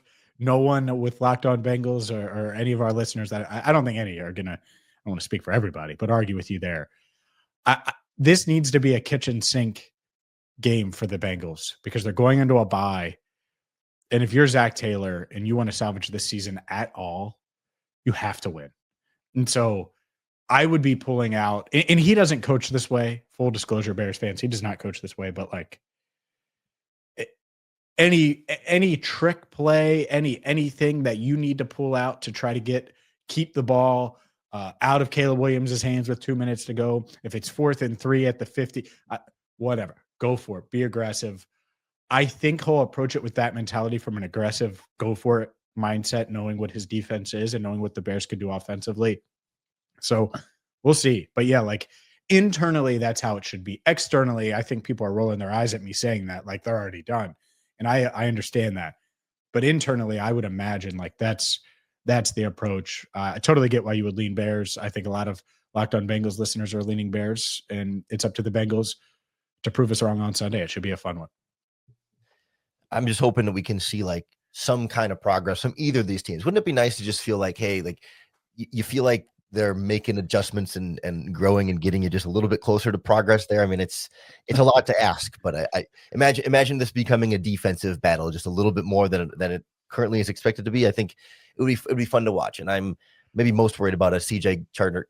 Let me wrap up there. Chauncey Gardner-Johnson, which Bengals player is most likely going to get baited into an unnecessary roughness penalty by him being a jerk? I mean, naturally, I think a lot of people would say Jamar, but I don't think Jamar's like that. Like, I think he's so dialed in that most of the time, like I've seen him lose his control once in 5 years, and he got penalized in Kansas City last year. Maybe Jamar, if he's not getting the ball and like he's not getting the ball and they're not moving the ball on offense. So it's like, well, what are we doing here? Like, he doesn't care if T catches it or whoever, if they're moving it, he's stand there and look pretty, but if it's the other way. Yeah. So I would imagine you'd say Jamar. I don't think T is going to. Now, all bets are off if he's like borderline hits and things like that and really trying to, because then it's physical and then you never know who's going to see red. But yeah, I mean, that's why you bring him here you bring him there, right? For some toughness, for a little edge, for a little jolt here mid-season. Like I get the logic. I don't know if it'll work, but I get the logic. If you can't stop him, you might as well try and hurt him. I don't know. It used to be the Saints way with Bountygate, so I just assume there's some lingering. Please don't hurt the nice shiny wide receivers that the Bengals have. We need to have some fun watching this football team this season. I think we should see some high flying action, and it should make for at least a more entertaining back and forth shootout, but hopefully not as painful as losing to the Jets would be. That's for sure. You can find Lauren over at Locked On Bears and James over at Locked On Bengals, part of the Locked On Podcast Network, your team every day. That's all the 1 p.m. slate of games. We still have a lot more coming your way on the Ultimate NFL pregame shows. We'll talk about the 4 p.m. slate of games up next. Stay tuned. Plenty coming your way. First, this show is brought to you by FanDuel. The NBA is back, and there's no better place to get in on the action than FanDuel, the official sports betting partner of the NBA. Even if you missed the start of the game or want to ride the hot hand, FanDuel has live bets on everything from who will score next to fourth quarter comebacks. Plus, you can even combine your live bets into a same-game parlay for a shot at a bigger payout. Keeps every game exciting, especially when your team's making that late push. And the NBA season just started up. And for me, I'm a big Denver Nuggets guy right now over on FanDuel. The Nuggets have the second best odds to win the championship this year at plus 700. They're tied with the Cleveland Cavaliers. Only ahead of them is the Oklahoma City Thunder, the defending champs, at plus 200. And I like those odds for the Nuggets. The Nuggets, they improved their bench during the offseason. They swapped out MPJ for Cam Johnson. So a lot of positives for Denver that they can hopefully build on this season. Right now, FanDuel's giving new customers $300 in bonus bets when your first $5 bet wins. So head to FanDuel.com to sign up and play your game with FanDuel, the official sports betting partner of the NBA. Continuing on the Ultimate NFL pregame show, Kevin Ostreicher still here with you, still talking NFL action for week number 9. We just talked about the 1 p.m. slate of games, so let's get into a couple of big 4 o'clock window matchups, starting off with what I think a lot of people think is going to be the game of the week here, including myself, the AFC Championship rematch between the Kansas City Chiefs and the Buffalo Bills. You have Josh Allen, you have Patrick Mahomes, lots of storylines in this one. So Joe Marino of Locked On Bills and Chris Clark and Ryan Tracy of Locked On Chiefs, they talk about everything you need to know for this Josh Allen versus Patrick Mahomes matchup. All right, folks, it's a big one. Sunday in Orchard Park, Bills, Chiefs, Allen, Mahomes, and we're here getting you ready for it. We're focusing now on what each team needs to do to win this football game. And, guys, I've got 3 keys for the Bills. If they're going to pull off the upset, the Bills are home underdogs against Patrick Mahomes and company in this one. Here's my 3 keys. Number 1, and I think this has been really the difference in every single one of these competitive games between Kansas City and Buffalo. You got to win the situational moments, right? I think that's really what it comes down to. We talk third downs, red zone. That's obviously important. You got to convert on third down. You get off the field on third down, score in the red zone, limit them to field goals in the red zone. But to me, it's about having the right call at the right time and who's going to make that critical play in the key moment. That you can go to any one of these 9 previous matchups, most of them, and say, yeah, that was like the moment, the thing that had to happen. And one side of the equation, the Chiefs always in the playoffs, usually the Bills in the regular season, who's going to be able to have that right call, that right play at the right time. So winning situational football, I think, is paramount for both sides, especially for Buffalo. Number 2 is you have got to figure out something that's really tough to do, and that's to get Patrick Mahomes out of rhythm. This guy has 14 touchdown passes in his last 5 games. We talked about the points that they're putting up. I think it's the best the Chiefs offense has looked in probably 3 or 4 years. And like you said, there's the complement of weapons there with Rashee Rice, who's obviously a critical part of their zone busting. And then it's all that speed with Worthy and Brown and Thornton behind it. And Kelsey still exists. Gray's a good player. And so there's a full complement of weapons. And Mahomes is dealing, right? He is simply dealing. He looks like, that he's always looked amazing, but like he's like at the high end of what you typically see from Patrick Mahomes. And look, he's awesome, but when he's pressured, right, he's a little worse. Like every quarterback, his completion percentage when kept clean, 74%. When he's pressured, 47%. The Bills have got to find ways to get pressure on Patrick Mahomes if they're going to have any chance to get him out of rhythm. And then number 3, I think this is really big for Buffalo. It's got to be about their play action passing offense. The Chiefs have struggled against play action, actually struggled more than any team. They're dead last in the league in EPA per play against play action passes. They're allowing 11.2 yards per play against play action passes. That's worse in the league. And number 2 is the Bears at 9.8 yards. They're allowing 5.3 average yards of separation at target against play action. And the next closest is Dallas at 4.7.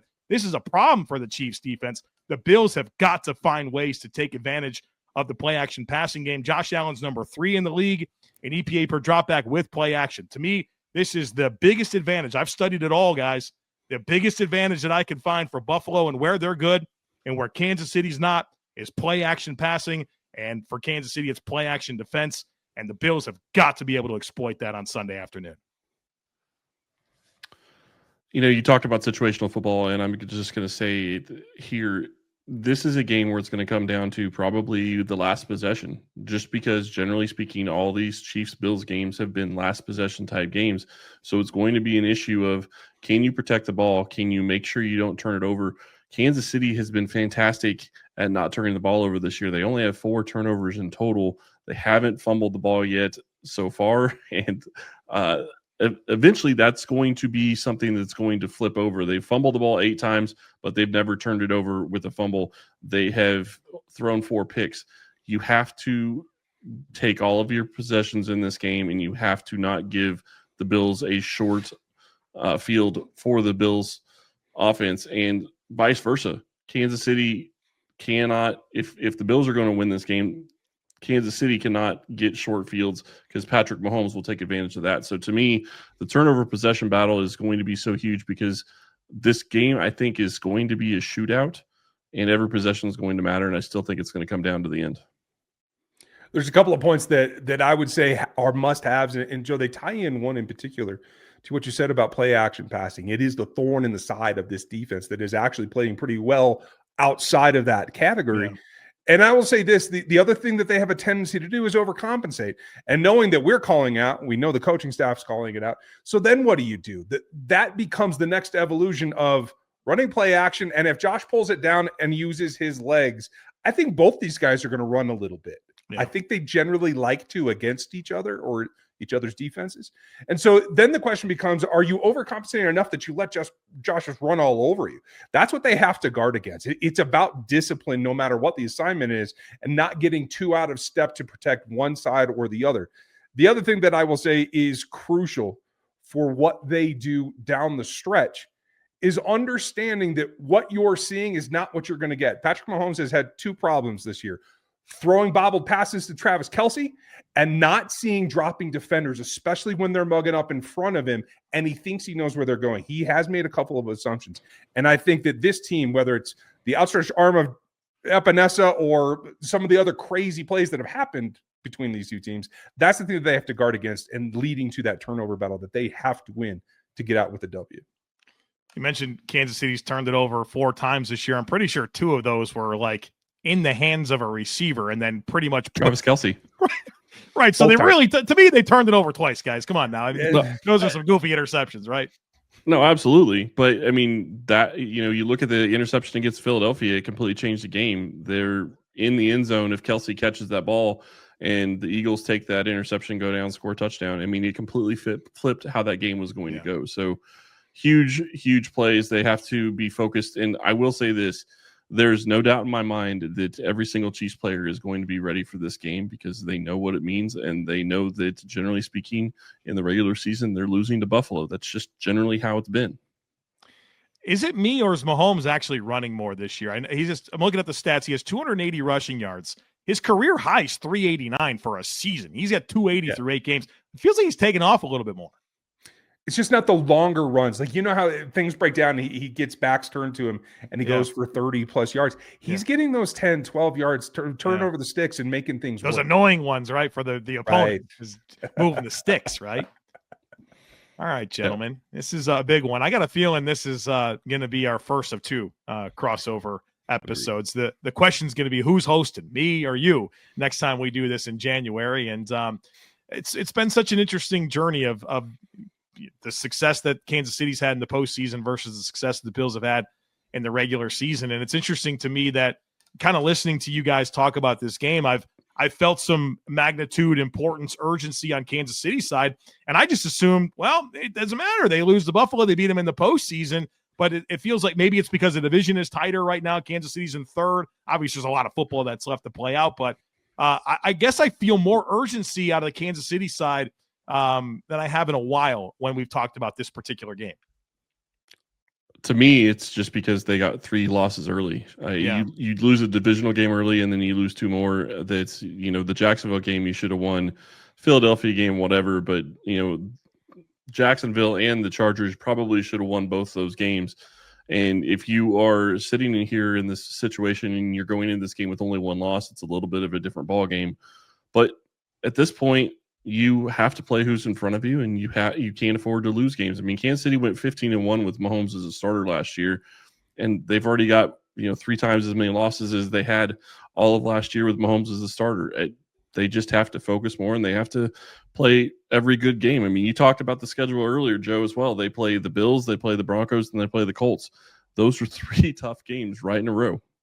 Yeah, it's that time of year. It's November. That's when it starts to really matter, boys. So we will get it started in a big way here on Sunday afternoon. Be sure you follow Joe over at Locked On Bills and follow Ryan and Chris over at Locked On Chiefs, part of the Locked On Podcast Network, your team every day. Next up, the Jacksonville Jaguars and the Las Vegas Raiders, two teams looking to get a pretty important win here. The Raiders, they've been struggling. Geno Smith, hopefully he's going to get back on track here for them. For the Jaguars, they're coming off of their bye week, and Trevor Lawrence going to hope to lead the Jaguars to a victory. So Tony Wiggins of Locked On Jaguars and your boy Q of Locked On Raiders talk about which quarterback will come out on top. All right, it's time for the winning formula and game predictions. We've talked about the Jaguars running game versus the Raiders run defense. They got to find Max Crosby. 7 sacks in 2 straight games. That's 14. And I don't think, outside of Jarrett Verse, there ain't no other players that were making those sacks that can have the resume of Max Crosby. They got to block him. They got to find him and make sure that Trevor Lawrence has a clean look, so he can deliver the ball. To me, that is number one for them. And then on the other side of the ball, they cannot be the antibiotic and the elixir or the vaccine, if you will, for Geno Smith to come and get well all of a sudden and start playing well. The Jaguars have to make sure that that doesn't happen. If they do that, I think they'll, of course, in the normal coach stuff, turnovers and staying on the field on third down. But those two things specifically, in my opinion, are what the Jaguars have to do to win. Well, I'll tell you, man, I'd like to see the Raiders pick up a couple first downs, right? And I know everyone's like, wait, of course, Q. No, seriously. I'd like to see them pick up a couple first downs just to show that they can. They had 3 first downs that they earned against the Kansas City Chiefs in week 7. 3. They only ran 30 snaps offensively. The Chiefs had 31 first downs alone, right? So, I mean, first of all, it's sustain a drive, right? I mean, get back to basics, right? And again, it is coach speak, but get back to basics, right? You talked about layups. Get your layups, right? And don't turn the ball over. They cannot live in a world where they turn the rock over, and Jacksonville creates turnovers. So they've got to avoid that at all costs. And look, you've got to be careful with the ball, but then you can't also be scared. I know it's a fine line. Geno's got to figure that out. That's why he gets paid the big bucks. They've got to get back to committed to the run. They've got Pete Carroll's talked about it so many times. Run the ball, run the ball, run the ball. That's his formula. They've got to be able to do that. Chip Kelly and him have to be on the same page and have a big emphasis on letting Ashton Genty get going. If he can get going, play action pass opens up. Everything else opens up. They're getting healthy. So if I was going to bet right now, I would say that Brock Bowers probably will play this week. So that's a big deal. He hasn't played in 3 games. So, seeing him back healthy would be good. Jacoby Myers, as we mentioned, him back healthy is good. Right. So they're getting healthy, but they've got to have a commitment to the run game. They really do. So, if they're going to sustain some drives, Ashton Genty is going to be a big key. The play action pass, can't turn the ball over. I know it sounds like, yeah, of course, that's the way to do it. But I'm sorry, the Raiders haven't played simple, fundamental football in quite a while now. And that's why they're sitting there at 2-5. Yeah, no doubt about it. Speaking of Brock Bowers, I took 2 tight ends in my fantasy football draft. Brock Bowers, I took in the 2nd round thinking I could run him at flex as a wide receiver, basically. And I took Brenton Strange. Both of them ended up on being banged up. And Brenton Strange was a huge part of the Jaguars' success early this season. I do believe that the Jaguars have to stop those guys. And then I'm going to watch them to make sure that they're not forcing the ball to Travis Hunter, and that Trevor, while you want to lead with Travis Hunter, that they can still operate their offense and go through his progressions. I think you can do both at the same time, but there's a certain nuance that has to happen. The last thing for the Jaguars, they got to start kicking better, man. Cam Little came into this year. He made a 70-yard field goal in preseason, and everyone thought that this was going to be a record-breaking year. He's in a bit of a slump. They have to get that aspect of their game down. Quick game prediction.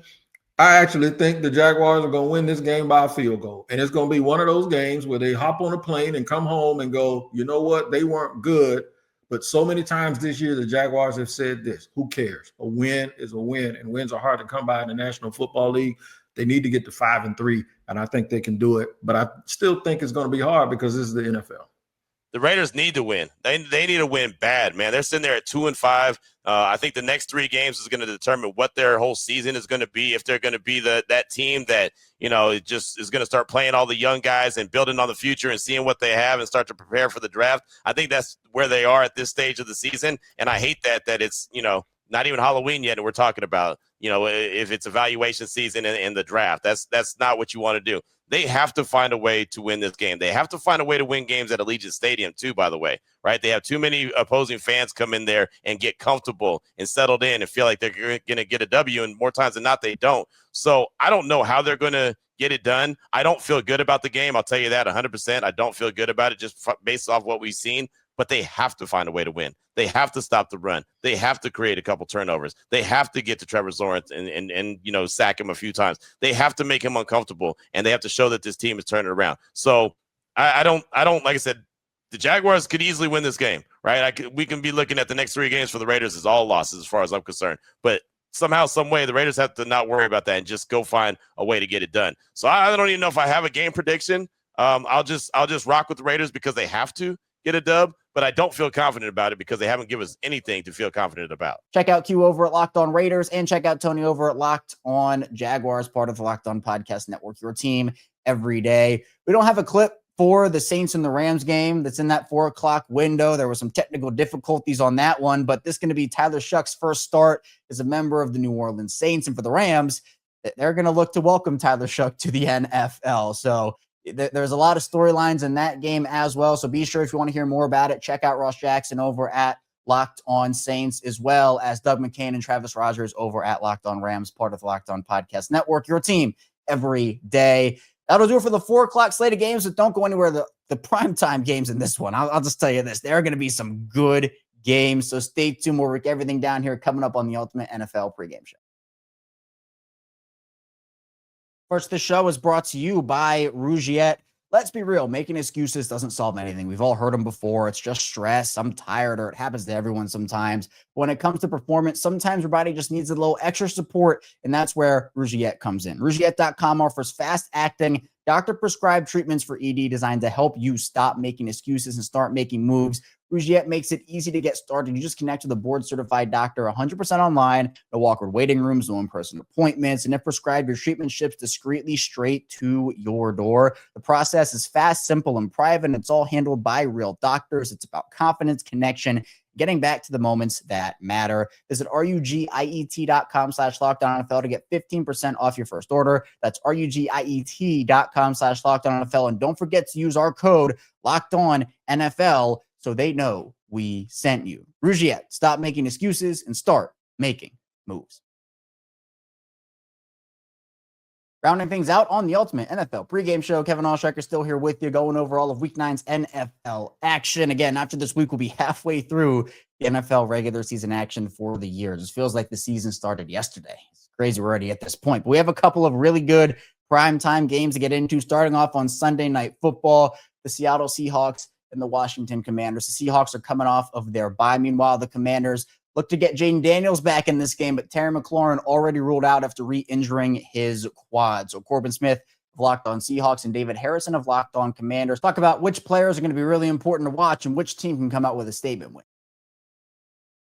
Final segment here of this crossover Thursday episode of Locked On Seahawks, Locked On Commanders. And Corbin, we left there just talking about some of these matchups. One more matchup that I want to get into is, I know you've got your eye on Marshawn Lattimore a little bit, but I will tell you the play action thing is very interesting because eye discipline has been and continues to be a problem for the Washington Commanders defense against the Kansas City Chiefs in the second half.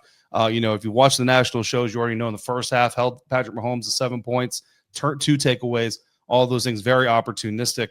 But in the second half, a lot of eye discipline problems leading to wide open receivers, allowing the Chiefs to get back on track, get comfortable doing what they're doing.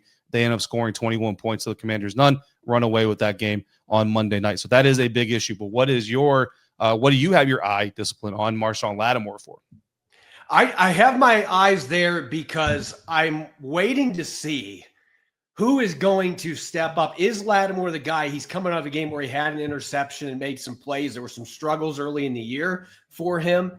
I want to see if Lattimore in the Battle of Ohio State alums, I want to see how he does against JSN, because to this point, nobody has stopped Jackson Smith and Jigba. I think a lot of people in the Texans game were thinking, I think Houston's got an elite secondary. I thought this might be the game we see JSN get shut down a little bit, and Seattle's going to have to rely on secondary targets. That didn't happen. He was still running open all over the place. They were trying to bracket him. It didn't work.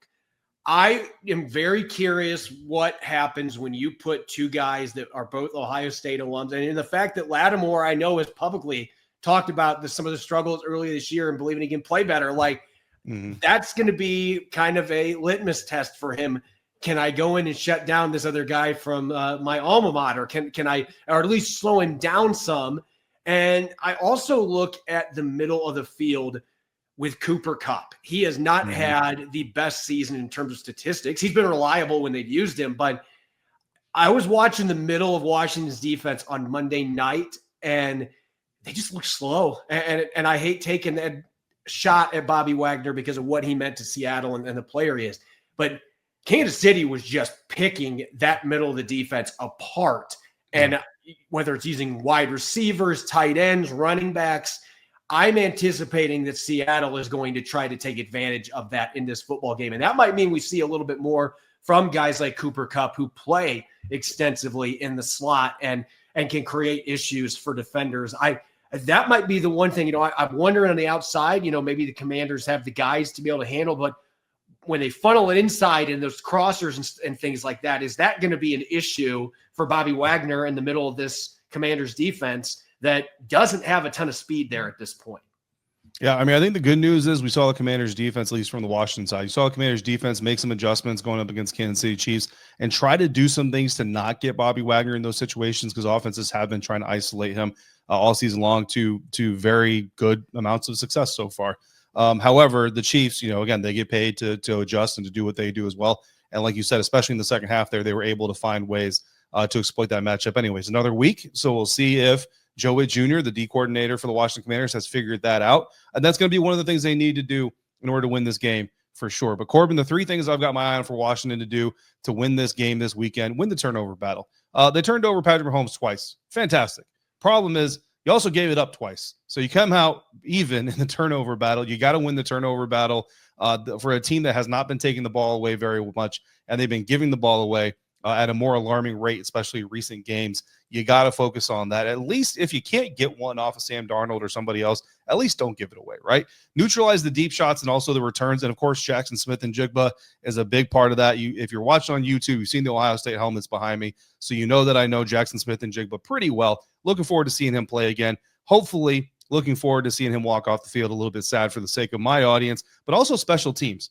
Torrey Horton, I mean, I think that he is going to be a factor in this game. Luke McCaffrey is going to be a factor in this game. So not just the deep shots in passing games, but also the return ability of these guys, because those things can change field position and make a significant impact on every single game. And then committing to offensive efficiency, red zone and short passes have to be something that this team expects to do. Don't expect to go out there and hit 35-yarders, hit from distance, grind out some drives, get into the red zone, impose your will and score some touchdowns against the Seahawks defense. And that, I think, is the blueprint. Easier said than done, of course, but that is the blueprint to beating the Seahawks on Sunday night. Yeah, and for me, the three things I'm looking for, we'll see what Jaden Daniels looks like health-wise. I think the fact that they've got him going full bore at practice is a good sign for his health, but early on, I don't care if he's been battling injuries. They have got to make sure that they are dotting their I's, crossing their T's when it comes to containing his run game ability, and make sure that you are maintaining your pass rushing lanes. I call it aggressive cautiousness, and you had to do it against Kyler Murray, but I think Jaden Daniels is a superior player that you have to worry about. This is more in the Lamar Jackson category, where you cannot let him destroy you with his legs, and maybe that cuts down the number of quarterback hits you can get back there in the pocket, but you have got to make sure that you're not getting too far upfield. You're not giving those escape lanes for him. That's thing number one for me. Key number two, I mentioned earlier, the run game, and it's going to sound fascinating to Seahawks fans, because I've been complaining about how much they've been running to the perimeter, because I don't feel like that, especially for Zach Charbonnet, that's not his game. However, in this particular game, I just mentioned how, there's some concerns about athleticism at the middle level there. I want to test those guys out. I want to get Bobby Wagner running. I want to get Frankie Louver running. I want to get that perimeter game going some, especially with Ken Walker III.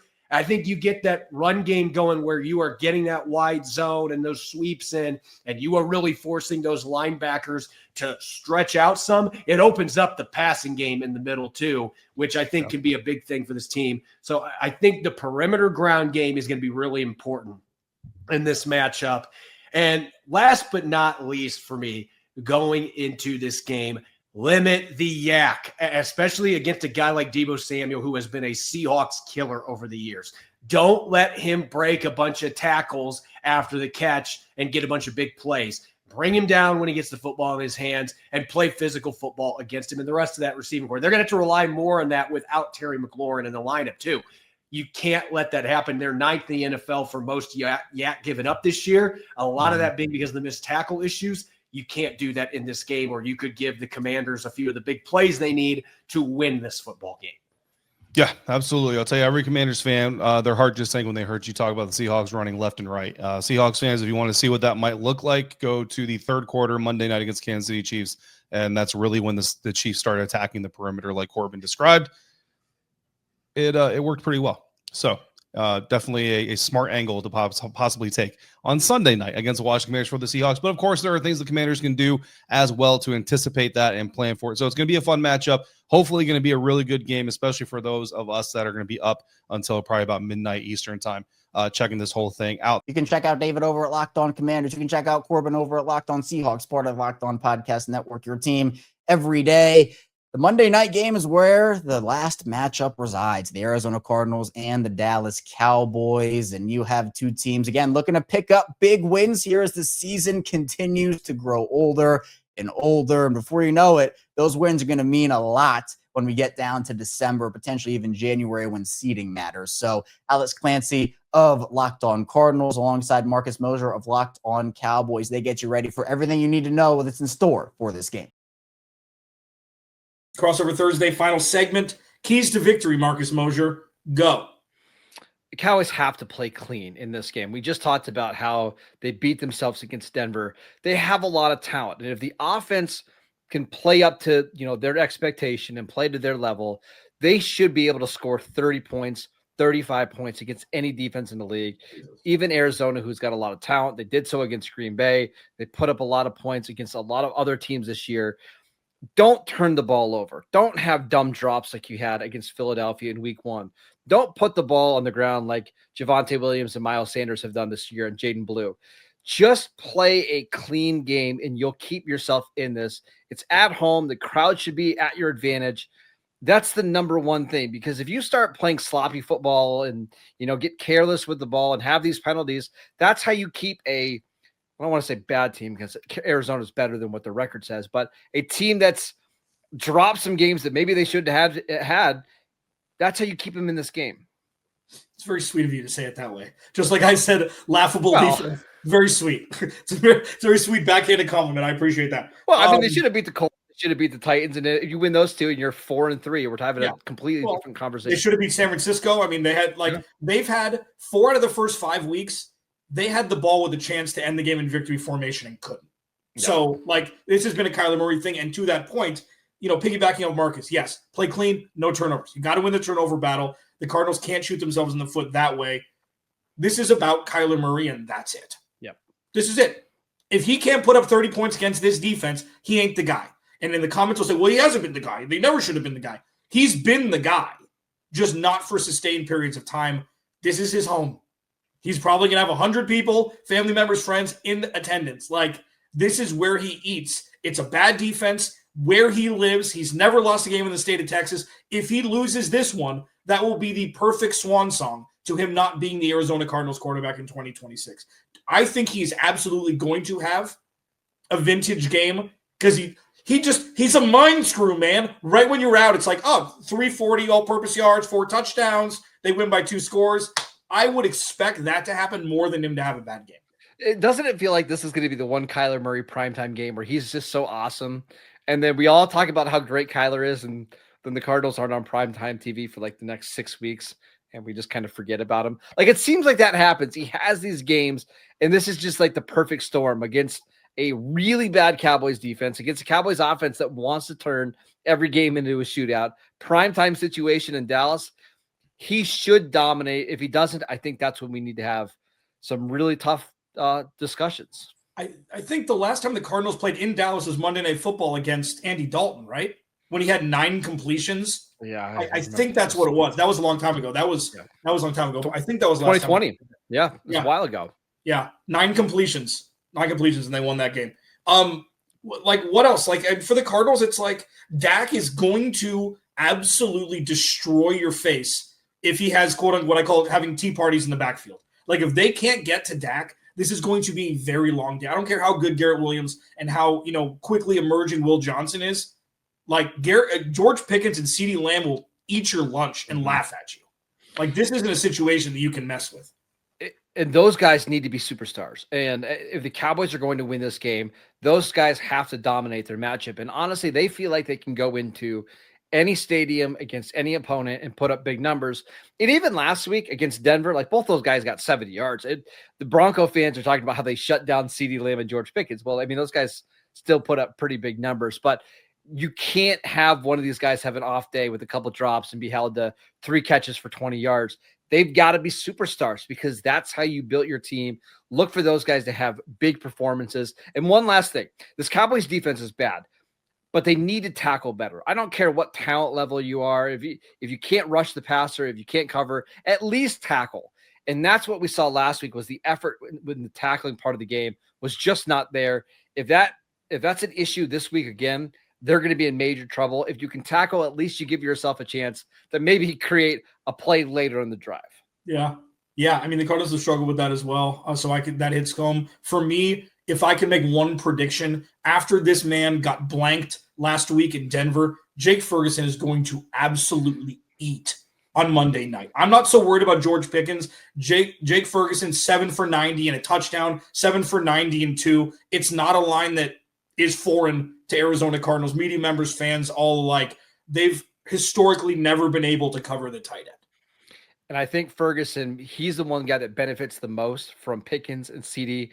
And I think after a poor performance last week, I think he's ready to have a big game. So I think that's a great call by you. I mean, this will be fun. Either way, this is going to be popcorn TV. I don't care if it's just for the football nerds. I don't care if it's just for Texas people because of Kyler Murray. This is so wildly impactful for not 2025, not just 2025, 2026 as well for both of these teams. It's not hyperbole or speaking in platitudes here. This could shatter what is for both of these teams with a loss as currently constructed. I think the Cowboys win this game. You're right back to talking about them being at 500, maybe making a run with the Raiders coming up in week 11. You lose this game, we're having a totally different discussion about Jerry Jones, Brian Schottenheimer, Dak Prescott, and the future of this team. Check out Alex over at Locked On Cardinals. Check out Marcus over at Locked On Cowboys, part of the Locked On Podcast Network, your team every day. That's all I have for you here today on the Ultimate NFL Pregame Show. Thank you so much for tuning in. Again, be sure to support all the local experts here across the Locked On Podcast Network. They will have you covered, obviously, before, during, and after the games with your team's content and coverage. So we'll be back here on the Ultimate NFL Pregame Show next week, previewing a great slate of Week 10 action. So enjoy your Sunday, enjoy your football, and enjoy your weekend. And we'll see you right back here soon on the Ultimate NFL Pregame Show.